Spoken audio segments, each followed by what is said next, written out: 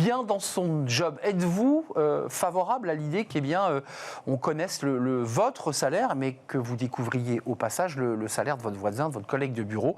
C'est possible, ça se pratique, et on va en parler avec Charles de Fréminville. Bonjour Charles. Bonjour. Ravi de vous accueillir. Alors vous êtes le DRH de Luca. Ouais. Luca, entreprise de la tech qui fait des logiciels justement pour les DRH, pour les RH. Entreprise qui a levé des fonds, il faut le préciser, qui se développe. Exactement. Très 480 collaborateurs. Et vous venez nous parler aujourd'hui d'une chose qui est très importante, c'est la transparence salariale. C'est venu du board ou c'est venu de la base qui vous a dit régulièrement dans les entretiens annuels ça serait peut-être pas mal qu'on ait un peu plus de transparence. Comment ça naît, cette idée? Ça naît dès le départ. En fait, il faut savoir que Luca, c'est une vieille start-up puisqu'on a près de 21 ans. Donc c'est une start-up effectivement qui a Vous êtes plus une start-up? On est toujours une start-up au sens où on est sur la tech, on est en forte croissance et on propose des produits technologiques. En revanche, effectivement, on a cette grande historique et dès le départ, les salaires ont été transparents chez Luca. Donc avant même la directive européenne Capital B, avant même que ce soit la mode ou qu'on entende parler de transparence dans l'univers des start-up, Luca a mis ça en place. Pourquoi? Pour 3 raisons. La première, déjà, c'est que c'est plus équitable, parce qu'effectivement, on peut repérer directement les inégalités éventuelles entre collaborateurs. Deuxièmement, parce que c'est plus simple. Il n'y a pas à négocier à gauche, à droite, à faire de secrets, etc. Et puis troisièmement aussi, parce que c'est plus attractif pour attirer notamment des collaborateurs qui seraient séduits par ce discours-là. Alors, en même temps, on a, comme collaborateur, envie qu'on individualise notre rémunération. On se dit, mais moi, j'ai peut-être mieux travaillé que mon collègue de bureau qui est parti plus tôt. Je fais des exemples évidemment caricaturaux, mais il y a de ça quand même dans la rémunération. Comment vous faites? C'est-à-dire qu'il y a une part variable, il y a quand même l'idée qu'on bonifie pas que le groupe, mais l'individu. Comment on fait là pour affiner ensuite? Alors, chez Lucas, on a effectivement une valeur qui est la transparence. On a une deuxième valeur qui est l'entraide et la solidarité. Et chez Lucas, il n'y a pas de variable individuelle, même pour les commerciaux. Voilà, ça c'est exactement, je vous vois avec de grands yeux, je vous le confirme.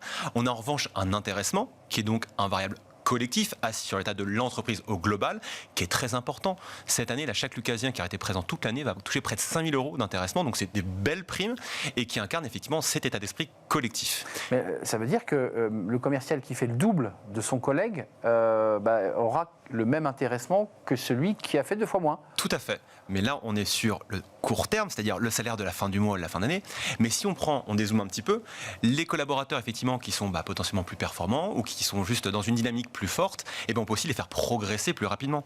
Comme on grandit très fort et très vite, un collaborateur qui rentre chez Lucas après une sortie d'école, parce qu'aujourd'hui on recrute plus de 200 personnes, dont la moitié qui sont près de sortie d'école. Là, vous êtes en recrutement, il faut le préciser là. Plus de 200 personnes rien que cette année. 480 plus 200 personnes en prévision. Exactement. On va être 900 en 2025. Donc, vous voyez, on a encore du travail pour attirer et recruter. Juste un mot, parce que je ne sais pas si le grand public et ceux qui nous regardent le savent, mais vous avez évoqué cette directive européenne. C'est-à-dire que bien avant tout le monde, Lucas avait anticipé. Ouais. D'une manière presque philosophique, vous le souhaitiez. La directive, là, elle a été transposée ou pas, là, vous qui suivez ça de près? Alors, je crois qu'elle a été transposée, effectivement. Je dirais que nous, on suit ça de moins près, parce qu'effectivement, on n'est pas concernés. Mais qu'en revanche, ça fait maintenant plusieurs années que l'esprit, on va dire, de cette transparence vient sur les plateaux, que des confrères RH m'en parlent. Et donc, pour le coup, on en est des fervents supporters de cet esprit-là. Concrètement, ça se passe comment chez Lucas? Comment je peux connaître la rémunération de l'équipe commerciale ou de ce commercial? C'est affiché, c'est noir sur blanc, c'est clair, c'est identifiable? C'est très simple, c'est 2 clics. On va un clic sur le logiciel qui permet de voir sa rémunération et la rémunération des collaborateurs. Donc c'est notre logiciel d'ailleurs que Lucas développe lui-même qui s'appelle Paga, effectivement. Et là-dessus, on clique sur le collaborateur et on voit sa rémunération directement. Donc, allez, pour prendre le stéréotype, le stagiaire qui vient d'arriver premier jour, il peut se connecter et aller voir le salaire du CEO, le salaire de son maître de stage, le salaire de son DRH. Donc jusqu'au CEO, on est bien d'accord? Jusqu'au CEO, avec aussi la rétroactivité dans l'année. Charles, ce qui est intéressant dans cette philosophie, c'est que ça permet une transparence du sommet jusqu'en bas. Tout à fait. Qui permet de savoir quel est l'écart de salaire entre le CEO et le collaborateur qui est entré. On est d'accord? Et j'imagine que ça aussi, c'est un travail très start-upper. L'écart est de combien là? Parce qu'il est transparent chez vous. Alors, il est transparent en interne, il n'est pas encore en externe. Il n'est pas encore en externe. Mais pour le coup, on travaille là-dessus, notamment avec notre CSE, qui nous aide aussi à voir ça, parce que ça permet aussi de décrisper le dialogue social. Pourquoi? Parce qu'effectivement, les chiffres sont là, ils sont présents, ils vivent de tous. Donc, il n'y a pas de tabou, il n'y a pas de ragot à la machine à café en disant machin eu plus. Exactement. Ça, c'est fini. Et en fait, paradoxalement, le fait de rendre transparent permet en fait de moins parler et de moins se soucier des salaires. Et donc de s'engager un peu plus dans la mission qui nous incombe. Exactement. Un mot quand même, parce que vous dites 2 clics. Est-ce que les collaborateurs sont curieux? Parce que cette question, forcément, elle nous traverse tous. Bien sûr. Et comme vous avez un accès au nombre de clics, vous voyez la volumétrie des regards croisés. Est-ce que les gens vont plus voir lorsque c'est transparent ou pas? Alors, je pourrais je ne peux pas comparer Lucas par une entreprise, enfin si Lucas n'était pas transparent.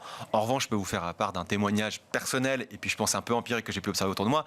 C'est souvent quand on rentre dans la société et c'est un peu nouveau. Moi-même, je suis rentré chez Lucas il y a 2 ans. Et là, vous allez voir. Et donc, effectivement, j'ai commencé à regarder un petit peu où est-ce que je me positionnais, etc. C'est normal, c'est humain. Et puis, au bout d'un moment, j'ai fait OK, c'est bon, j'ai compris. Je vois aussi que c'est géré de façon saine et durable. Et donc, à partir de là, j'arrête d'y aller tous les 4 matins. Donc, c'est une initiative extrêmement saine, vertueuse, qui permet évidemment, j'imagine, d'attirer. Plus simple pour les managers aussi, j'imagine, dans leur gestion d'équipe. Oui, je pense. Enfin, là, en l'occurrence, les règles sont claires. On a une grille, un salaire qui est clair et attendu. Voilà. Pour continuer aussi sur comment est-ce qu'on arrive à valoriser les collaborateurs qui sont des top performeurs, on leur propose aussi de croître plus vite dans l'entreprise. C'est important. En 2-3 ans, un collaborateur qui sort d'école peut devenir manager chez Lucas. C'est une expertise, enfin une perspective vraiment forte. Et donc ça, on va dire, engage autant que le petit bonus que je pourrai avoir à la fin du mois. Transparence des salaires chez Lucas, 480 collaborateurs, et c'est l'occasion de vous dire qu'ils recrutent. Cette émission vous donne aussi la possibilité de dire qu'il y a 200 recrutements qui sont en prévision. Vous allez avoir du travail, Charles, oui, dans le recrutement avec vos équipes. C'est Lucas et c'est la transparence des salaires, des rémunérations et des variables, donc de fait. Oui. Et des variables. Merci de nous avoir rendu visite, c'est un vrai plaisir. On tourne une page, on fait un peu de philo, puisque votre esprit était très philosophique à la naissance de Lucas il y a 20 ans. On fait de la philo. Y a-t-il des conflits de génération? Oui, entre les anciens, entre les seniors, entre la génération Z. On en parle tout de suite dans Smart Philo.